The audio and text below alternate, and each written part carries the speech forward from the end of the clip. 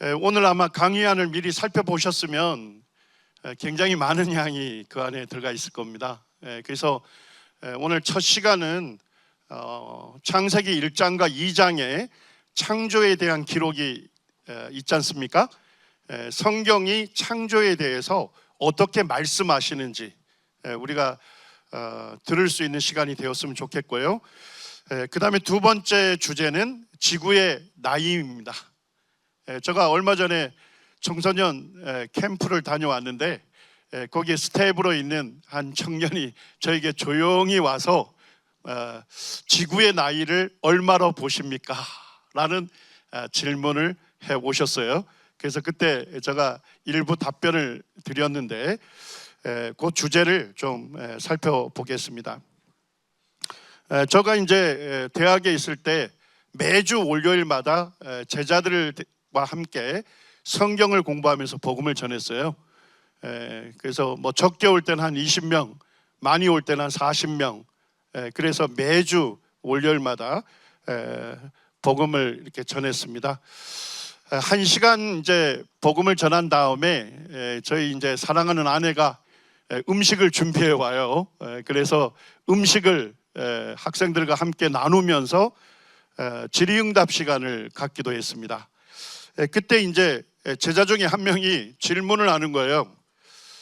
교수님, 세상에는 종교가 많고 그 종교에서 섬기는 신들이 많은데 왜 성경에서 말씀하는 하나님 한 분만 믿어야 한다고 말씀하십니까? 자, 이 제자의 질문이 이해가 되시죠? 사실은 이제 자기를 가르치는 선생님이니까 예의를 갖춰서 사실 질문을 한 거예요. 이 친구가 진짜 말하고 싶었던 것은 세상에 종교가 많고 종교에서 섬기는 신들이 많은데 왜 하나님 한 분만을 믿어야 구원받느냐고 하느냐? 그건 너무 독선적이고 너무 배타적인 주장 아니냐? 이렇게 저에게 질문을 한 거예요. 그래서 이제 제가 성경으로 답변을 했습니다. 우리 사도행전 17장 24절 25절 같이 읽겠습니다. 시작. 우주와 그 가운데 있는 만물을 지으신 하나님께서는 천지의 주제시니 손으로 지은 전에 계시지 아니하시고 또 무엇이 부족한 것처럼 사람의 손으로 섬김을 받으시는 것이 아니니 이는 만민에게 생명과 호흡과 만물을 친히 주시는 자이심이라. 여러분들 왜 하나님 한 분만을 믿어야 할까요? 하나님은 어떤 분이시죠? 우주 만물을 지으신 분입니다. 성경 이외에 어떤 성경 경전도 어떤 종교 경전도 우주 만물을 지으신 유일한 창조주를 말하고 있는 종교 경전이 없습니다. 오직 성경만이 우주 만물을 지으신 크고 위대하신 유일한 창조주를 말씀하고 있어요. 자, 여러분들 왜 하나님 한 분만을 믿어야 할까요? 우주 만물을 지으신 크고 위대하신 분은 하나님 한 분이십니다. 그분은 지금도 살아계셔서 천지에 뭐가 되셔요? 주제가 되셔요. 천지를 누가 만드셨어요? 하나님 만드셨으니까 이 천지의 주인이 누가 되셔요? 하나님께서 되시는 거예요. 제자는 뭡니까? 다스릴 제자예요. 하나님께서 천지 만물을 지으신 분이기 때문에 이 천지의 주인이 되실 뿐만 아니라 이 천지 만물을 통치하시는 만유의 왕이 되신다고 말씀하고 있기 때문입니다. 여러분들 손으로 지은 신전에 계시는 분이 아닙니다. 우주를 누가 창조하셨어요? 하나님은 우주를 창조하신 분이기 때문에 우주보다 크신 분이에요. 인간 손으로 만든 신전에 하나님을 가두어 둘 수 없습니다. 또 무엇이 부족한 것처럼 사람의 손으로 섬김을 받으시는 것이 아니다 이렇게 얘기합니다. 우리 여기에 예수님을 믿고 주님을 섬기는 우리 청년들도 잘 이 말씀을 유념해 보아야 합니다. 하나님께서 뭐가 부족해서 여러분들의 섬김을 요구하시는 분이 아니에요. 여러분들이 하나님을 섬겨야 하나님께서 완전해지시는 분이 아니에요. 이 천지 만물을 누가 만드셨어요? 하나님 만드셨기 때문에 하나님은 부요하신 분이에요. 하나님은 스스로 완전하신 분이에요. 내가 하나님을 인정하든 인정하지 않든, 내가 하나님을 섬기든 섬기지 아니하든 하나님은 스스로 완전하신 분입니다.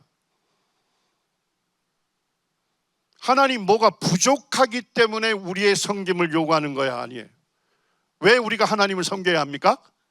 우리가 왜 하나님을 경배하고 찬양해야 합니까? 만민에게 생명과 호흡과 만물, 우리에게 필요한 모든 것을 친히 주시는 우리의 창조주이시기 때문입니다. 만민이 뭐예요? 우리 한 사람 한 사람 생명을 주셔서 이 땅에 태어나게 하셨어요.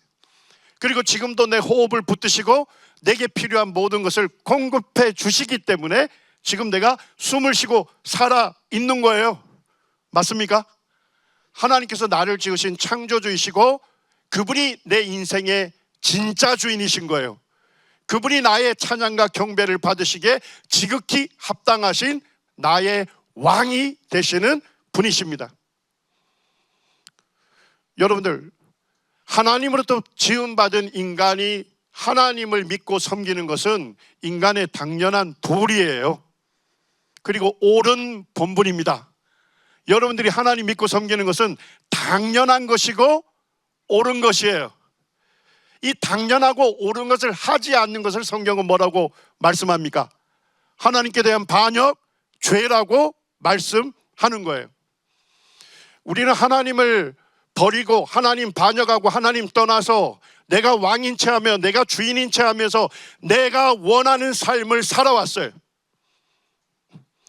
그렇기 때문에 우리는 죽음 이후에 심판을 받게 되고 영원한 지옥에 갈 수밖에 없었던 것입니다. 그런데 이 만유의 왕이시고 우리를 지으신 우리의 왕이신 그 하나님께서 우리를 사랑하셨어요. 그래서 그분이 이 땅에 사람으로 오셨어요. 그분이 누구십니까? 우리의 창조주이신 예수 그리스도. 그분이 사람들과 함께 사셨고, 그리고 병든 자를 고치시고 가난한 자들을 먹이시면서 우리를 사랑으로 섬기시면서 자신의 목숨을 우리를 위하여 십자가에 내어 주신 것입니다. 여러분들, 세상에 어느 왕이, 어느 통치자가 나를 사랑한다고 자신의 목숨을 내어줄 왕이 있겠습니까? 없죠? 근데 만유의 왕이시고 우리의 왕이신 하나님 예수 그리스도, 그분이 우리를 사랑하셔서 자신의 목숨을 십자가에 내어주신 것입니다. 그래서 우리의 죄를 대속하시고 우리를 죄에서 구원하셨어요. 이 예수 그리스도를 믿음으로 하나님과 화해하고 화목하게 된 거예요. 창조의 목적대로 이제 하나님을 위해서, 하나님의 영광을 위해서 살 수 있도록 우리를 변화시켜 주신 것입니다. 예. 우리가 이 하나님을 믿고 섬기는 것입니다. 예, 오늘 이제 창세기 1장과 2장을 어떻게 읽을 것인가. 창세기 1장과 2장에서 하나님께서 천지 만물을 창조하셨다고 기록되어 있는데, 하나님께서는 이 창조에 대해서 어떻게 말씀하시는가 하는 것을 우리가 귀 기울여 들었으면 좋겠습니다. 먼저 우리 창세기 1장 1절에서 8절까지 저가 한 절 읽고 우리 청년들이 한 절 읽어서 교독해서 8절까지 교독하겠습니다. 읽겠습니다. 태초에 하나님이 천지를 창조하시니라.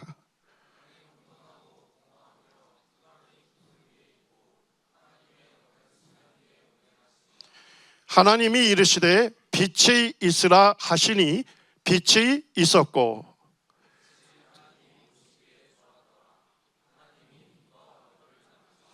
하나님이 빛을 낮이라 부르시고 어둠을 밤이라 부르시니라. 저녁이 되고 아침이 되니 이는 첫째 날이니라.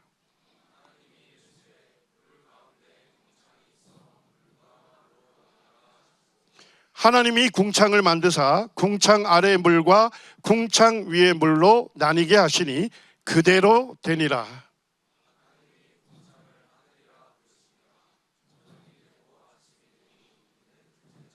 예, 감사합니다. 우리 창세기 1장 이 본문을 우리가 읽어보게 되면 하나님께서 천지 만물을 어떻게 창조하셨는지를 우리에게 분명하게 말씀해 주고 있습니다. 창세기 1장 1절에서는 태초에 하나님이 천지를 창조하시니라 이렇게 선언하고 있습니다. 자, 태초는 무엇입니까? 태초, 클 태자에다가 처음 초자, 세상 맨 처음을 얘기하시는 거예요. 예. 그러니까 하나님은 언제부터 계셨어요? 영원부터 계셨죠? 하나님의 영원 가운데 계셨던 그분이 태초라고 하는 시간을 시작하신 거예요. 예. 하나님은 시간의 창조주이십니다. 그리고 하나님이 천지를 창조하셨어요. 자, 천은 뭘 얘기합니까?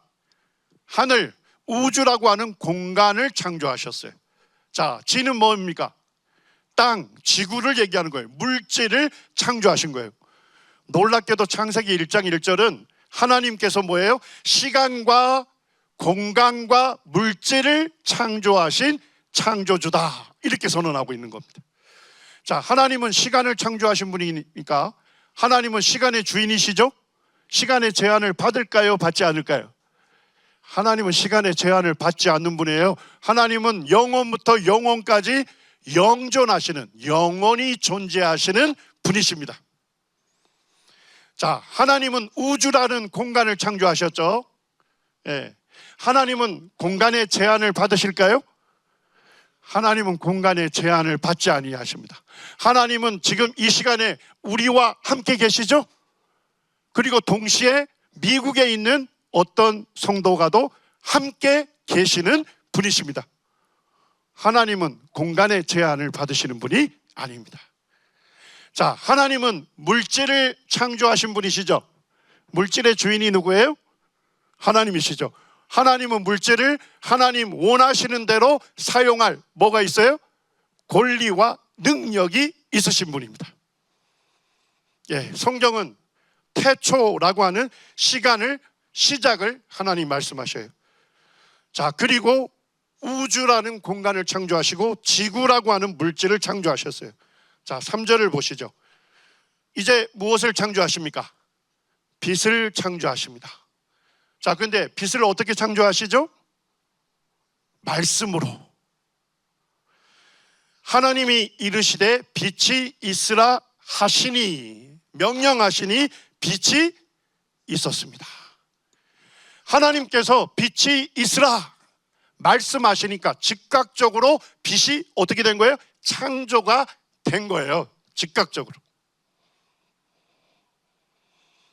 그리고 5절에 보시면 하나님이 빛을 낮이라 부르시고 어둠을 밤이라 부르시니 저녁이 되고 아침이 되니 이는 첫째 날이니라.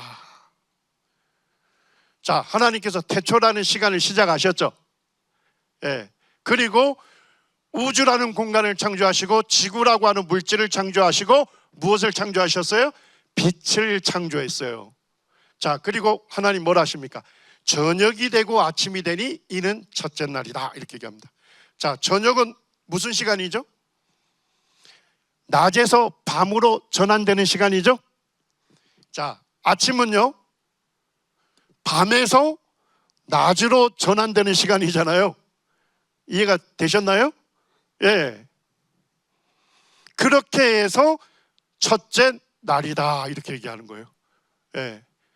저녁이 되고 아침이 되니, 예, 오전과 오후를 합쳐서 하루, 첫째 날이라고 가르쳐 주고 있는 것입니다.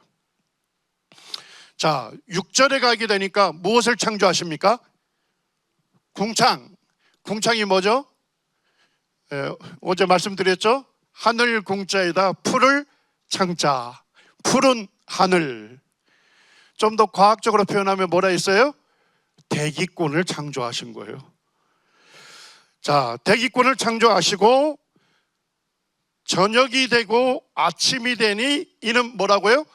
둘째 날이라. 저녁이 되고 아침이 되니 하루가 돌아간 거죠. 둘째 날이라 이렇게 얘기합니다. 그 다음에 뭐예요? 식물을 창조하시고 저녁이 되고 아침이 되니 이는 셋째 날이다.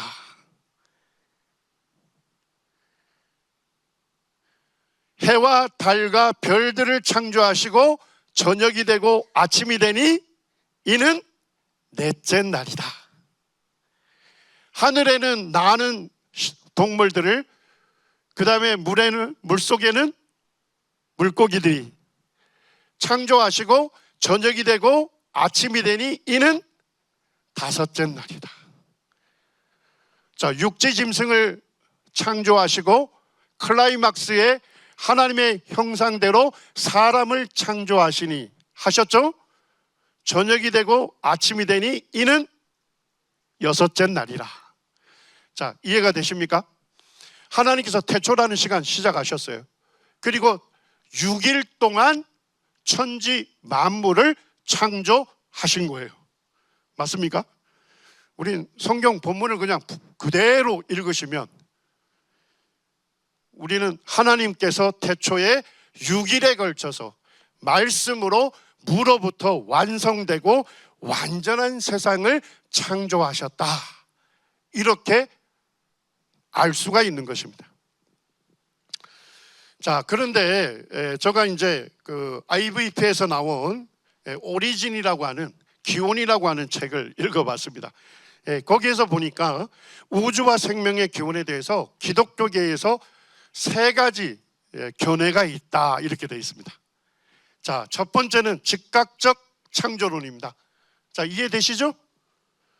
하나님께서 빛이 있으라 말씀하시니까 빛이 즉각적으로 창조가 됐죠. 맞습니까? 예, 태초에 6일 동안 천지 만물을 창조하셨어요. 자, 이렇게 믿는 분들은 지구의 연대가 젊다, 이렇게 받아들입니다. 자, 질문 하나 하겠습니다. 성경은 지구의 연대를 말씀하시나요? 자, 지구가 몇 살인지, 대충 얼마만큼 되었는지 연대를 말씀하시나요? 자, 한다고 생각하는 청년들 손 들어보세요. 극소수가 있습니다. 자, 하지 않는다고 생각하는 청년들, 회색 지대가 많네요. 예. 성경은 지구의 나이를 말씀하고 있어요. 처음 들었던 청년이 있을 거예요. 자, 첫째, 창세기 1장에서 태초라는 시간 시작하시죠? 천지 만물을 며칠 동안 창조하셨어요? 6일 동안. 자, 창조 여섯째 날에 누굴 창조하셨어요? 아담과 하와를 창조하셨죠? 창세기 5장에 가게 되면 아담의 계보가 나와요. 족보. 아담이 130세에 누굴 낳았어요? 아벨이란다. 누굴 낳았습니까? 아담. 죄송합니다. 예, 셋을 낳았죠. 예, 믿음의 사람 셋을 낳았습니다. 130세에. 그리고 800세를 더 살고 930세에 죽음을 맞이했어요. 그렇게 세세하게 나와 있습니다. 그렇게 해서 노아까지 쭉 족보가 나와요. 그 다음에 창세기 11장에 가면 노아의 아들이 누구죠? 셈. 셈에서부터 아브라함까지 족보가 쫙 나와요. 됐습니까? 자, 아브라함은 어느 문명 사람이에요? 아브라함의 고향이 어디래요? 갈대아 우루, 메소포타미아라고 사도행전에 나와 있죠? 메소포타미아 문명 사람입니다. BC 2000년경. 됐습니까? 그러니까 성경은 뭐냐면 태초에 6일 동안 천지 만물을 창조하시고 창조 여섯째 날에 사람을 창조하시고, 그리고 창세기 5장에 가면 아담에서부터 노아까지 계보를 쫙 알려줘요. 연대를 알 수 있도록. 창세기 11장에 가게 되면 노아의 아들 셈에서부터 아브라함까지 연대를 알 수 있도록 쭉 말씀하고 있습니다. 창세기를 그냥 그대로 하나님의 말씀으로 받아들이고 읽게 되면 지구는 만년 이내의 젊은 연대다, 나이다고 우리는 알 수가 있는 것입니다. 자, 두 번째는 점진적 창조론자들이 있습니다. 자, 점진적 창조론자들은 무엇을 얘기할까요? 하나님께서 처음에 하등한 동물 창조하셨다는 거예요. 그리고 오랜 시간 지났어요. 그 다음에 뭐예요? 좀 더 고등한 것을 창조하셨대요. 오랜 시간 지났어요. 그리고 좀 더 고등한 것을 창조하셨대요. 오랜 시간 거쳤어요. 그 다음에 사람을 창조하셨대요. 자, 이해가 됐습니까? 자, 그러니까 첫째 날이 뭐예요? 우리가 경험하는 하루가 아니고 긴 시간이라고 해석을 하는 거예요. 그래서 이것을 뭐라고 해요? 점진적 창조론. 자, 그러면 점진적 창조론자들은 지구의 나이를 어떻게 볼까요? 오랜 연대로 보게 되겠죠. 자, 그 다음에 세 번째 견해는 유신진화론입니다. 말 그대로 하나님께서 세상을 창조하셨는데 무슨 방식으로요? 진화라고 하는 방식으로 돌연변이와 자연 선택을 통해서 오늘날 모든 것을 존재하게 했다 하는 것이 유신진화론자입니다. 자, 그럼 유신진화론자들도 지구 연대를 어느 정도로 볼까요? 오랜 연대로 보겠죠. 자, 퀴즈 하나 내겠습니다. 점진적 창조론하고 유신진화론은 역사적으로 언제부터 등장했을까요?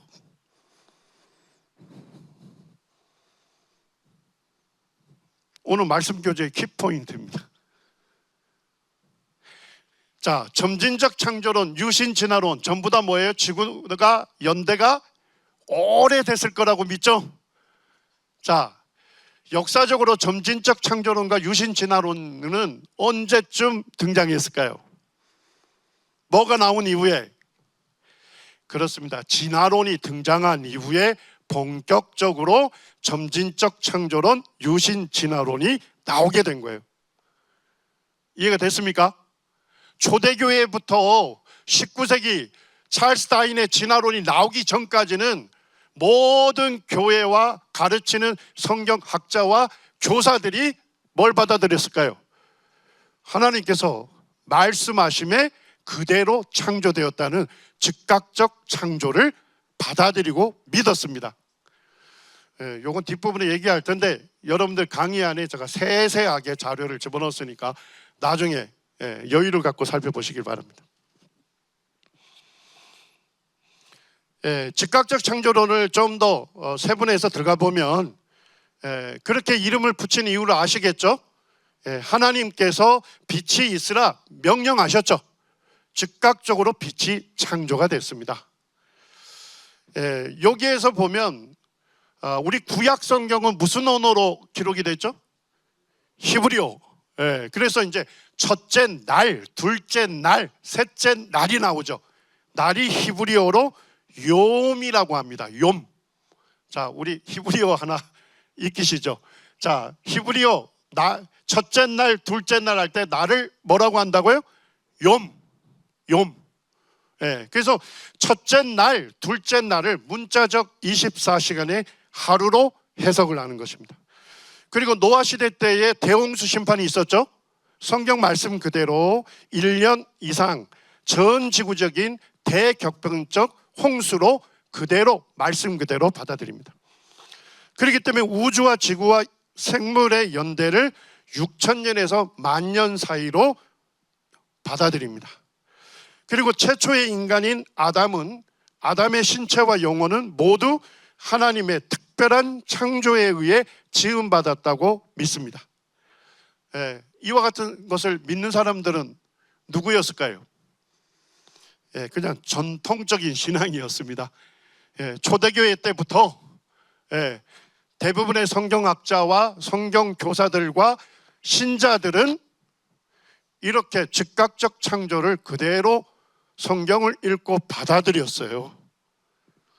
자, 거기에 비해서 점진적 창조론을 보겠습니다. 점진적 창조론 또는 오래된 지구론 이렇게 부릅니다. 생물의 견지에서 보면 점진적 창조론이 되는 거죠. 하등한 거 먼저 창조하시고, 그죠? 오랜 시간 지난 다음에 좀 더 고등한 거 창조하시고 이렇게 되는 거예요. 그 다음에 지구연대로 보면 뭐예요? 오랜 시간이 걸렸겠죠.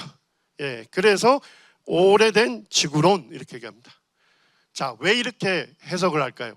이분들은 첫째 날, 둘째 날의 요물 뭐로 보는 거예요?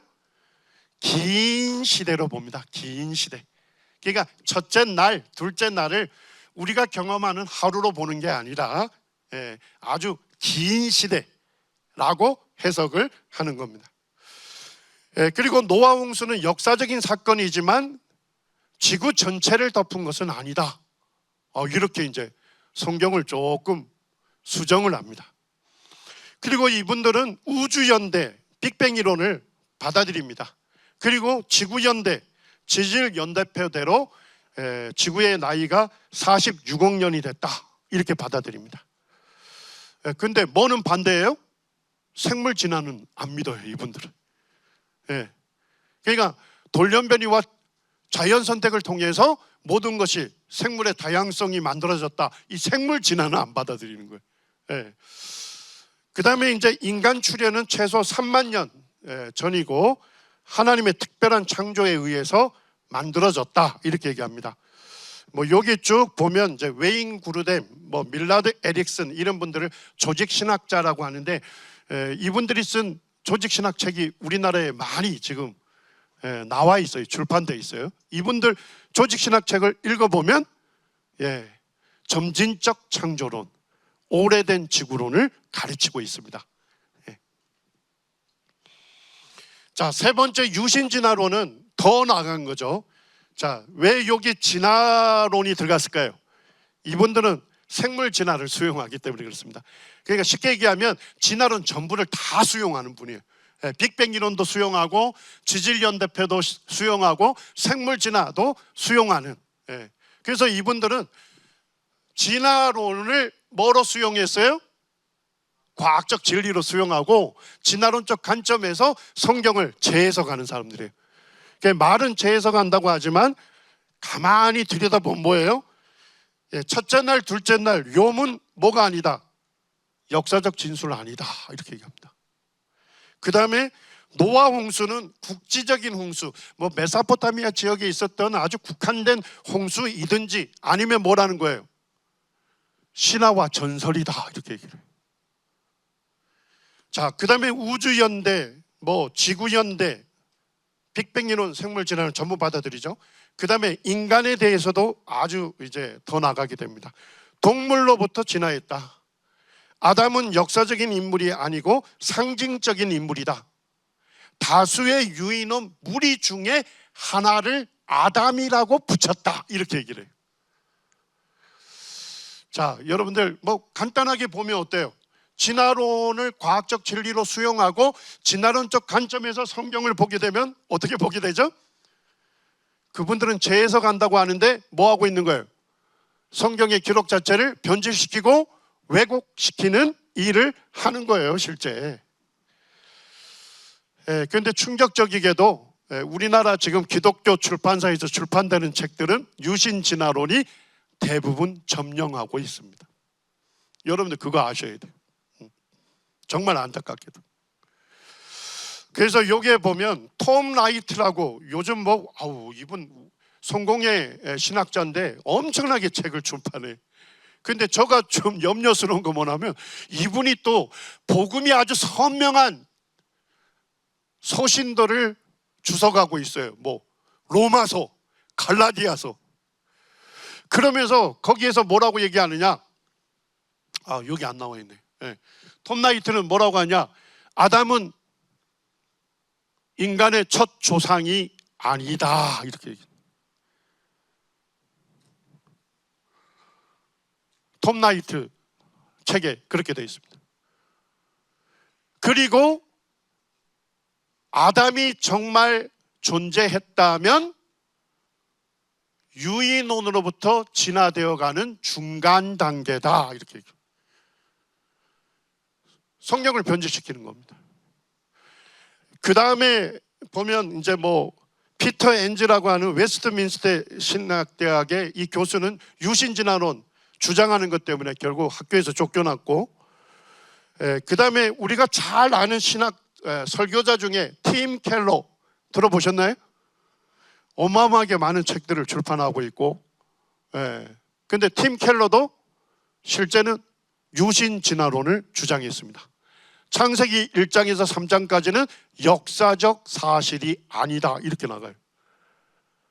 그리고 아담 이전부터 죽음이 존재했다. 성경에 반하는 내용들을 전했습니다. 그 다음에 과학자 중에는 프란시스 콜린스라고 하는 분이 바이오로고스라고 하는 유신진화론 단체를 만들었습니다. 그래서 이 유신진화론 단체인 바이오로고스를 통해서 유신진화론을 지금 컴퓨터상에서 엄청나게 지금 전파하고 있습니다. 그 다음에 우리나라에서는 서울대 천문학부 교수인 우종학 교수라는 분이 유신진화론을 아주 막 대학생들 대상으로 줌으로도 강의하고 캠퍼스에 가서 열정적으로 유신진화론을 가르치고 있습니다. 이분인데 참 잘생기신 분인데 이분이 이제 무신론 기자 크리스찬 과학자에게 따지다 하는 책이 출판이 됐어요. 근데 거기서 뭐라고 하느냐, 진화론을 뭐로 수용해야 한다고요? 과학적 진리로 수용하고 성경을 재해석해야 한다. 그러면서 창조주가 어떤 방법으로요? 진화라는 방법을 사용해서 생물을 존재케 했다. 그리고 충격적인 얘기를 해요. 나는 성경 기록을 곧이곧대로 믿는 성경을 우상시하는 성경교가 아니라 예수를 믿는 기독교다. 자, 우리 청년들에게 물어보겠습니다. 우리 청년들은 성경 기록을 곧이곧대로 믿는 분들입니까? 디모데후서 3장 16절에 모든 성경은 하나님의 감동으로 된 것이다. 하나님의 영감된 말씀이다. 모든 성경이, 성경 전체가 영감된 하나님의 말씀이라고 가르치는데, 이분들은 뭐라고 하느냐, 이 책을 읽어보면 재밌는 서술들이 많아요. 성경은 하나님 말씀이다. 그럼 고소 끝나야 하잖아요. 하지만 성경의 모든 구절이 하나님의 말씀은 아니다. 뭐야?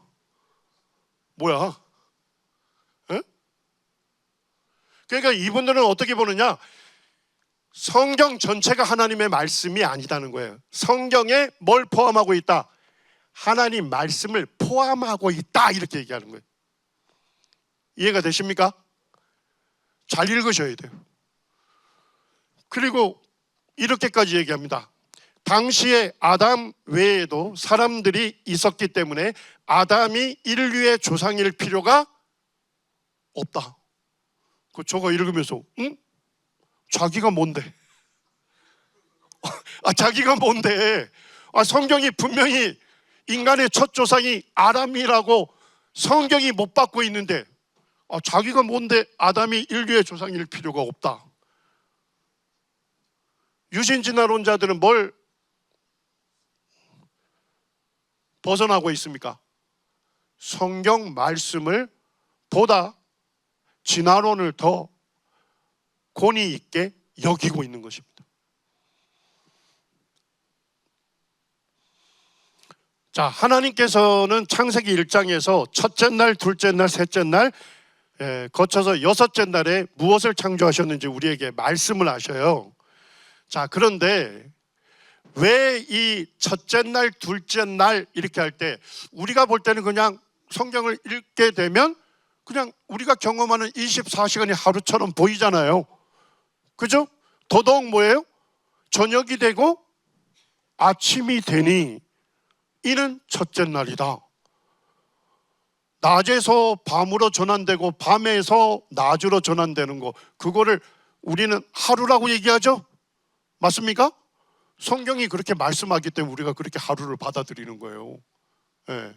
자, 그런데 왜 이렇게 하루로 보지 않고 긴 시간으로 보느냐? 히브리어 단어 때문에 그래요. 자, 날에 해당되는 단어가 뭐라고요?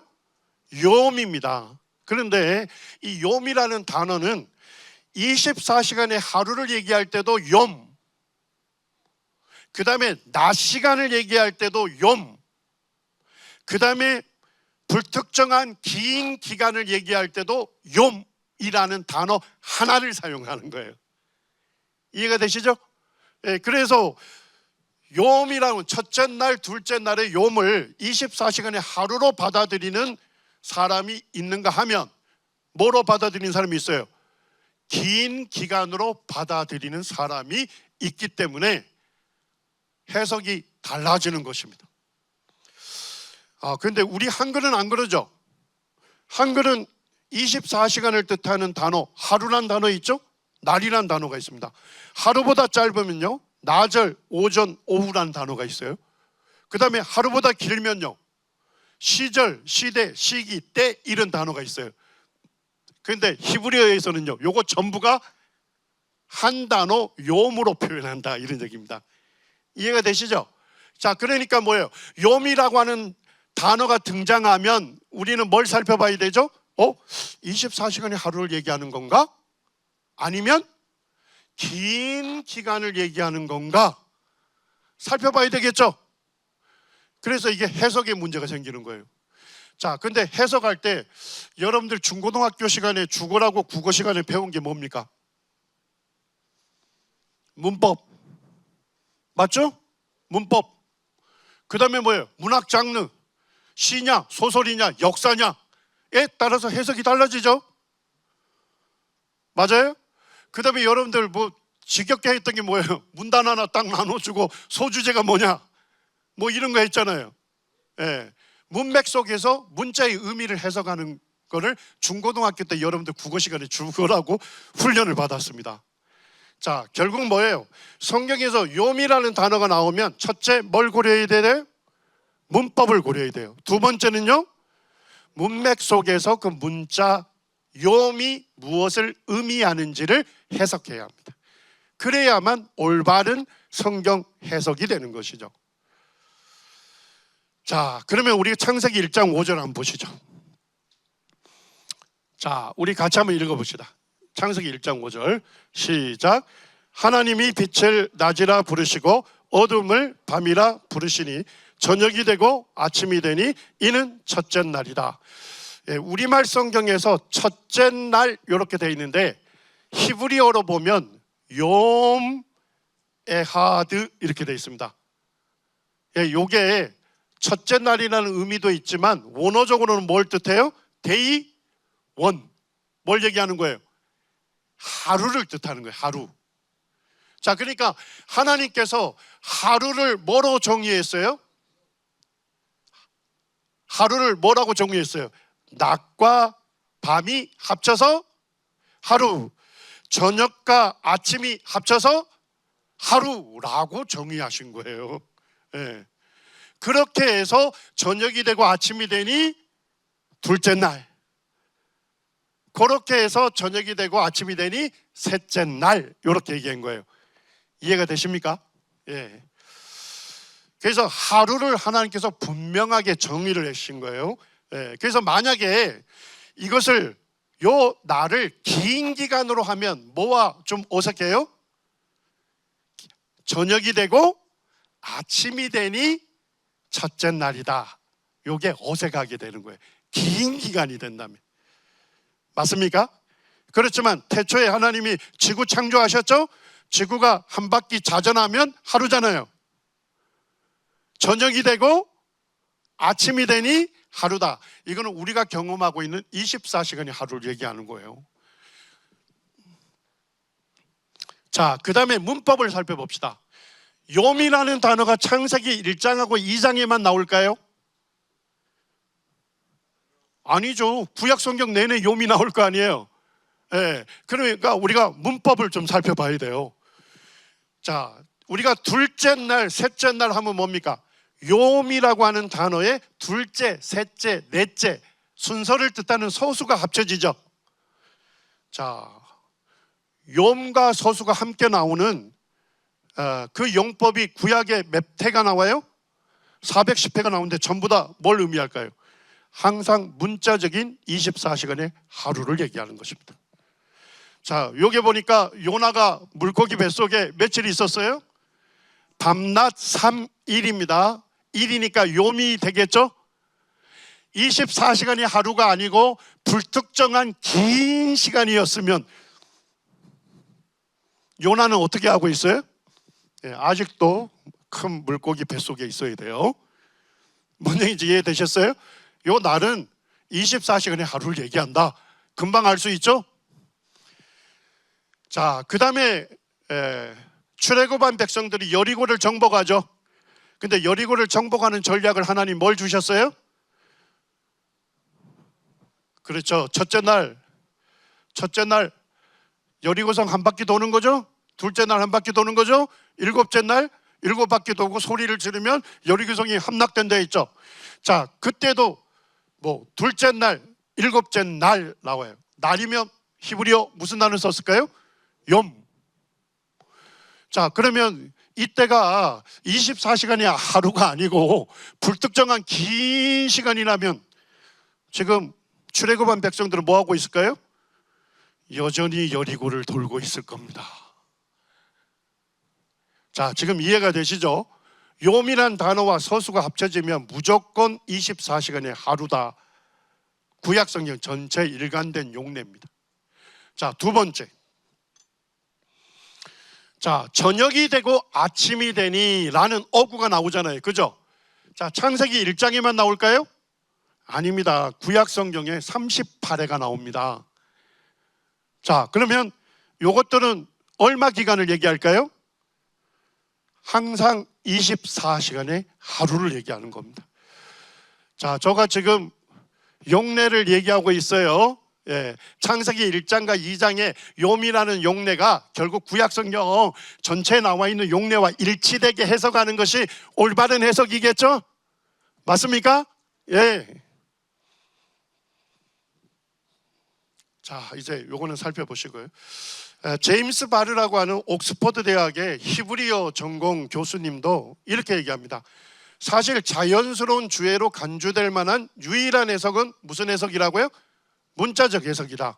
문자 그대로 해석하면 세상은 6일 만에 창조되었으며 이 날은 우리가 지금 낮과 밤으로 경험하는 날들의 뭐라고요? 시리즈다 하는 건 뭐예요? 연속적인 6일을 얘기하는 거예요. 자, 그 다음에 또 다른 책에서도 이분이 이렇게 얘기합니다. 제가 아는 한 세계적인 대학교의 히브리어나 구약학 교수 가운데 창세기 1장에서 11장의 저자가 독자에게 다음과 같은 생각을 전달하려고 의도했다고 믿지 않는 사람은 없습니다. 창조는 우리가 지금 경험하는 얼마예요? 24시간의 날과 같은 6일 동안 연속적으로 일어났다 이렇게 얘기하고 있습니다. 자, 그때가 언제 이분이 대부분 쓴 거예요? 1980년대입니다. 그러니까 대부분의 히브리어 전공 교수님들이, 구약학 교수님들이 1980년대까지는 뭐예요? 성경에 기록된 그대로를 받아들였다고요. 그죠? 자, 그런데 왜 오늘날 유신 진화론이 이렇게 판을 칠까요? 그렇습니다. 진화론이 과학적 진리인 것처럼, 진화론이 유일한 과학 이론인 것처럼 받아들여지는 세상이기 때문에 진화론과 타협한 성경 해석이 등장하기 시작하는 거예요. 난무하기 시작하는 거예요. 그걸 잘 아셔야 돼요. 무디 성경 주석이 있습니다. 무디 그 신학교의 교수님들이 쓴 그 주석인데 우리말로 번역되어 있어요. 참 좋은 주석이에요. 우리 청년들 중에 내가 주석서를 좀 갖고 싶다. 그러면 우리 윌리엄 맥도날드 형제님의 신자 성경 주석을 강추합니다. 아시겠죠? 두 번째로 강추하고 싶은 것은 무디 성경 주석입니다. 거기서 이렇게 얘기합니다. 창세기 해석에 관해서 1장의 날이 가진 의미, 그리고 그것이 창조 과정의 성격과 시간에 관련해 어떤 의미를 갖는지의 문제보다 현대에 더 많은 관심과 논쟁이 집중된 문제는 없었다. 굉장히 이게 논쟁적인 주제다 이런 얘기입니다. 자, 그런데 창조의 날에 관해서 몇 가지 사실을 지적해 둘 필요가 있다 이렇게 얘기합니다. 첫째, 성경이 문학적이며 신학적인 글이라고 해서 성경이 과학적으로 부정확하다는 뜻은 아니다. 여러분들 이걸 분명히 아셔야 돼요. 자, 이 성경은 누구의 말씀이에요? 성경 자체가 증언하고 있어요. 성경 자체가. 모든 성경은 하나님의 감동으로 기록된 거예요. 성경 자체가 증언하고 있습니다. 예. 그러니까 성경에 기록된 말씀이 과학적으로 부정확하다는 게 아니에요.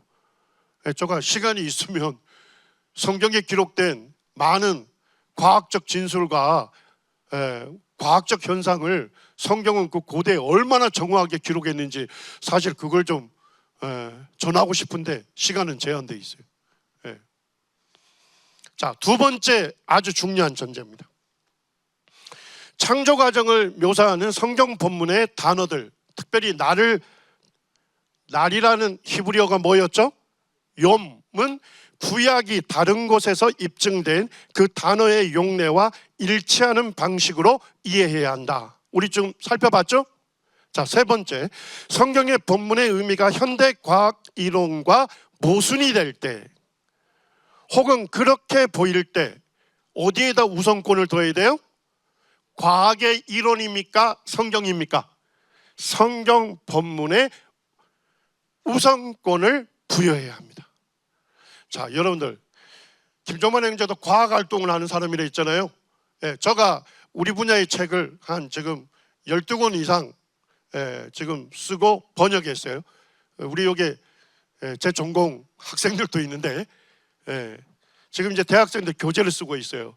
근데 제 책을 보게 되면 개정 2판, 3판, 4판, 5판, 6판 계속 나와 있어요. 예. 자, 이 판수를 거듭한다는 얘기는 일단은 책이 나간다 이런 얘기죠. 예. 두 번째는 뭘까요? 계속적인 과학적인 연구활동으로 인해 가지고 뭐예요? 좀 더 정확하게 이해하게 되거나 또는 뭐예요? 바뀐 이론들이 있어요. 이해가 되시죠?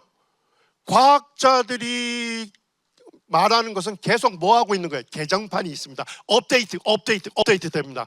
자, 그런데 성경은 개정판이 있습니까? 없어요. 네. 성경은 개정되지 않습니다. 성경은 유일한 진리이기 때문에. 그렇지만 인간이 하는 인간의 지성을 이용해서 하는 모든 과학 활동은 업데이트가 되는 거예요. 왜? 완전하지 않기 때문에. 진리가 유일한 진리가 아니기 때문에. 자, 그래서 무디 그 신학교 교수님들이 결론을 이렇게 내는데 정말 잘 내린 것 같아요. 이런 원칙에 부합하는 방식으로 창조의 날에 대하여 생각해 보면 이 날을 뭐로 이해해야 한다고요? 24시간의 날로 이해해야 한다는 결론에 이룰 수밖에 없다. 예. 이분만 그런 게 아니에요. 코넬리스 반담이라고 하는 이 신학 교수도 이렇게 얘기합니다. 창세기 1장에서 날들이 문자 그대로의 날이 아닌 다른 날임을 암시하는 점은 아무것도 없다. 실제로 문법과 문맥을 보면 본문은 분명히 간섭적으로 이해되는 뭐라고요? 하루다 이렇게 얘기합니다. 그것을 종교개혁자인 칼빈도 그렇게 믿고 해석했다 이렇게 얘기해요. 그 다음에 이 칼빈의 후예들을 개혁가라고 얘기하거든요. 개혁신학자 뭐 그래서 뭐 교파 사람들이 자기들은 개혁신앙을 이어받았다 뭐 굉장한 자긍심을 갖고 있어요. 그래서 이 개혁신앙을 정리한 것이 웨스트민스터 신앙 고백이에요. 자, 거기서도 뭐라고 얘기해요? 태초의 세계와 그 안에 보이는 것과 보이지 않는 모든 것을 며칠 동안요? 6일 동안 무에서 창조하시고 만드셨다. 개혁가들도 그렇게 얘기하고 있다는 겁니다. 자, 이제 국어 시간으로 들어갑니다. 우리 중고등학교 배웠던 국어가 가장 자연스러운 해석이고 평이한 해석이고 올바른 해석이에요. 성경도 어떻게 해석해야 돼요? 그렇게 우리 국어 시간에 열심히 문법 배우고 장르 배우고 그런 방식으로 성경을 읽어야 돼요. 왜냐하니까 하나님은 모든 사람이 이해할 수 있는 평이한 말씀으로 우리에게 준 거예요. 네. 자, 일단은 창조에 대해서 기록된 창세기 1장과 2장의 맥락을 살펴야 합니다. 맥락. 자, 창세기는 전부 몇 장이죠? 전부 몇 장요? 예, 50장. 예, 좋습니다. 예. 자, 근데 창세기에 특징이 하나 있어요. 창세기는 뭐냐면 단락들이 쫙쫙 나눠져 있어요. 문단이 딱딱 구성이 돼 있어요. 예. 그래서 창세기 2장 4절에 보면 이것이 천지가 창조될 때에 하늘과 땅에 뭐라고 돼 있죠? 내력. 이러면서 내력이 쭉 4장 26절까지 나와요. 자, 그 다음에 문단이 바뀌죠. 아담의 뭐가 나와요? 계보. 이러면서 아담의 계보가 쭉 6장 8절까지 나와요. 자, 그 다음에 단락이 바뀝니다. 노아의 족보. 이래서 쭉 어디까지요? 9장 29절까지 나와요. 뭔 얘기인지 아시겠죠? 예. 여러분들이 나중에 강의에서는 뭐 주석서 보면 이렇게 그냥 구성이 돼 있어요. 창세기는 무조건 이렇게 하게 돼 있어요. 왜냐하니까 딱딱 단락을 만들어 놨어요. 자, 그런데 여기 내력, 계보, 족보 요게 우리말로는 다양하게 써놨는데 히브리어는 단 한 단어예요. 뭘까요? 히브리어는 단 한 단어. 톨레도트입니다.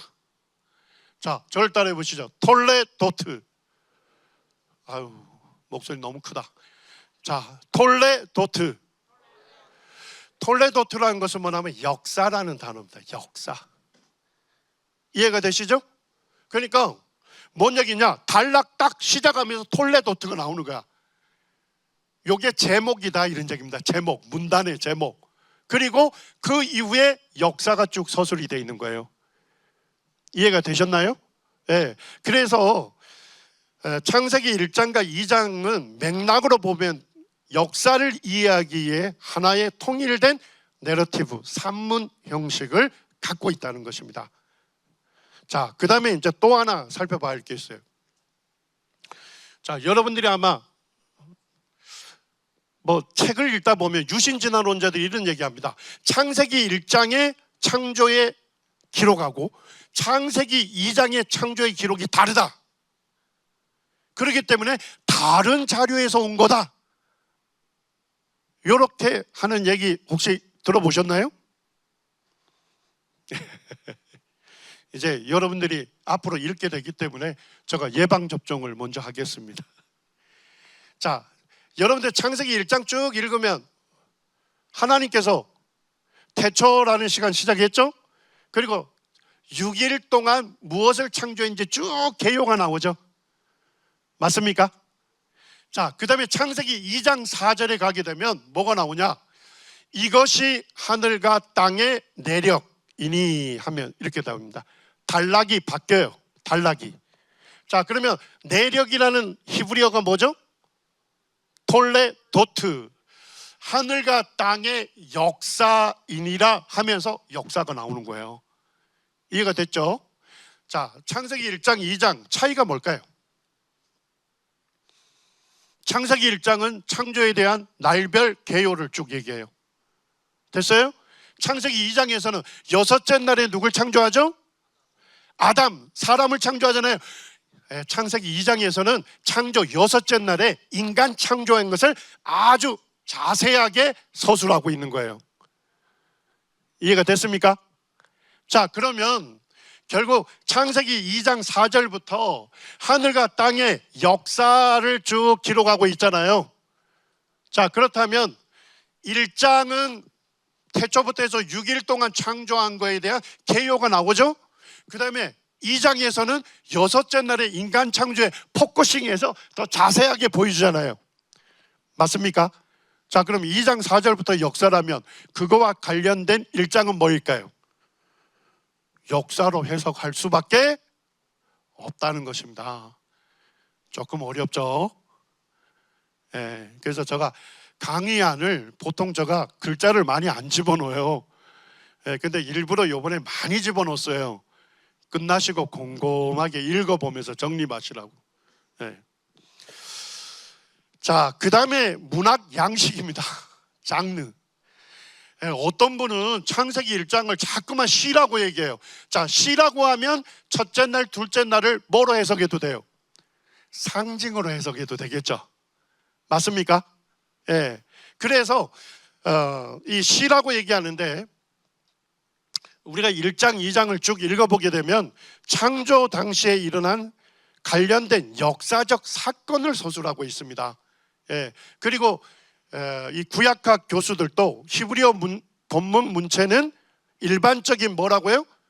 내러티브 산문이다. 뭐가 아니다. 시에서 볼 수 있는 평행법을 사용하지 않고 있다, 이런 얘기입니다. 그래서 유신진화론자들이 뭘로 보냐? 1장, 2장은 이거 시다. 그러니까 나를 상징으로 해석해야 한다. 역사적으로 서술하면, 역사적으로 이해하면 안 된다, 이런 주장을 하는데, 그렇지만은 대부분의 성경학자들은 1장과 2장은 역사적 사건을 서술하는 산문 형식이라고 분명하게 밝히고 있습니다. 자, 이제 결론적으로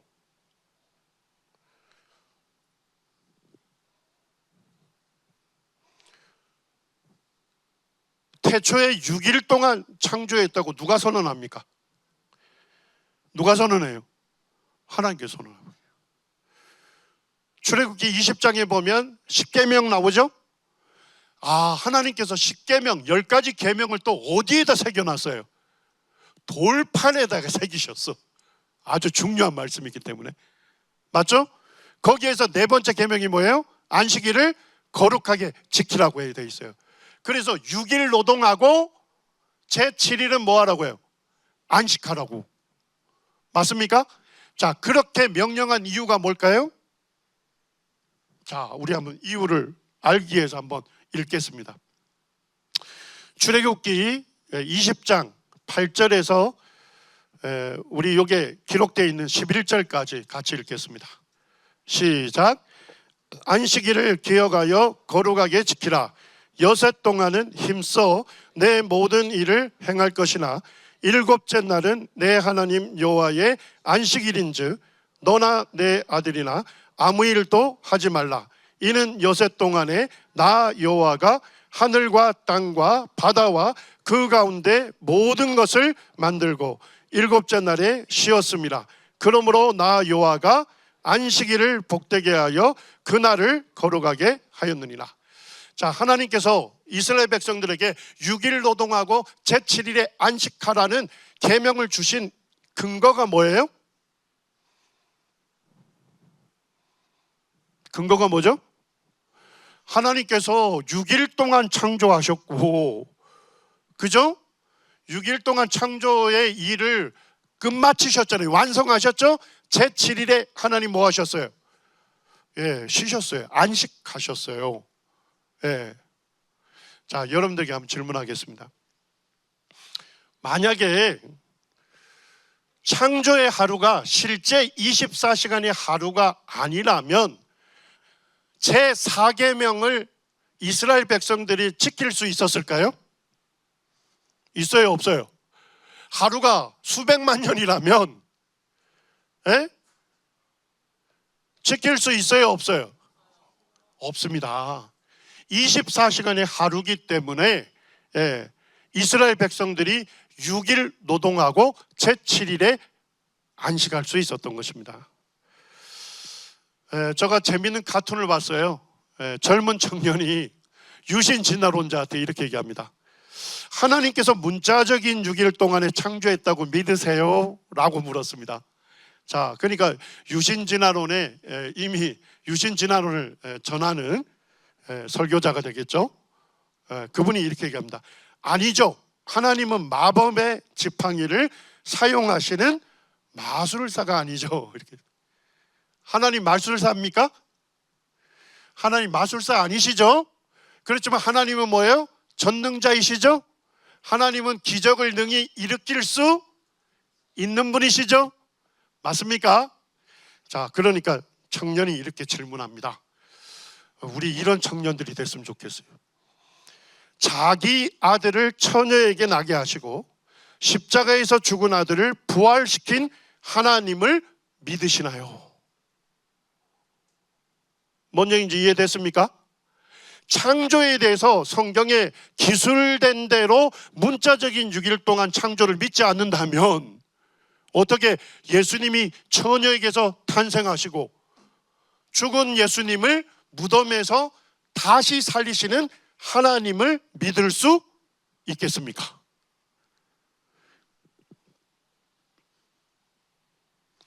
자, 6일 동안 모든 것을 창조하였다고 누가 선언하시죠?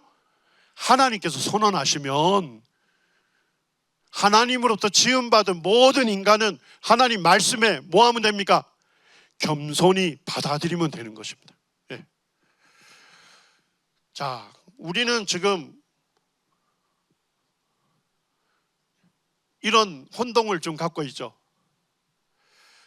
과학자들은 뭡니까? 지구는 수십억 년 되었습니다. 조금 있다가 왜 그렇게 해석하는지 살펴볼 겁니다. 그냥 내 말을 믿으세요. 예, 오늘날 과학주의라고 합니다. 과학주의가 뭐예요?